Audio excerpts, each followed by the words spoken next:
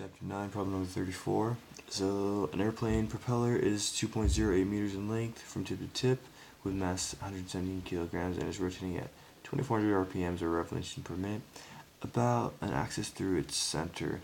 You can, so A is what is its rotational kinetic energy, and B, suppose that, I'll just go over A first. So, what is its rotational kinetic energy? So we have that our these are just kind of the number that's gone over before. So our mass is 117, our rotational, our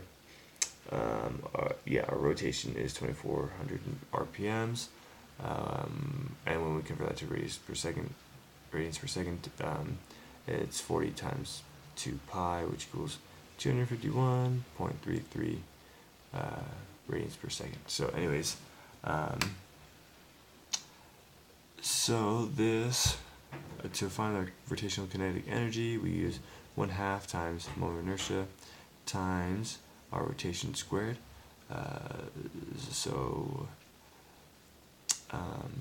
We have that our moment of inertia is equal to 1/12 times mass times length squared. So our kinetic energy is really equal to 1/2 times 1/12 over mass times length squared times rotation squared. So we get, well, basically we plug in the numbers and we solve for that, and when we solve for this, we get that our rotational kinetic energy is equal to 1.332 times 10 to the 6 joules.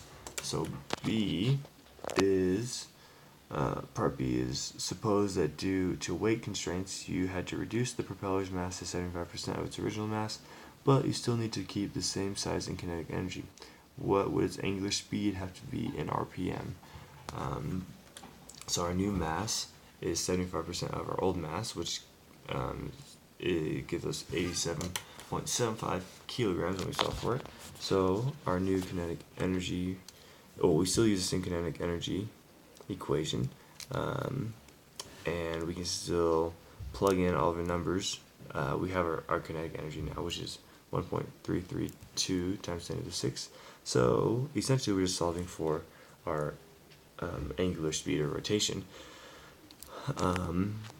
So we plug in the numbers and then we solve for our angular speed, and when we do so, we can see here we still have the same numbers plugged in, and we simply just solve and solve and solve and solve, and when we can finally come that our rotational speed is equal to 2,771 revolutions per minute.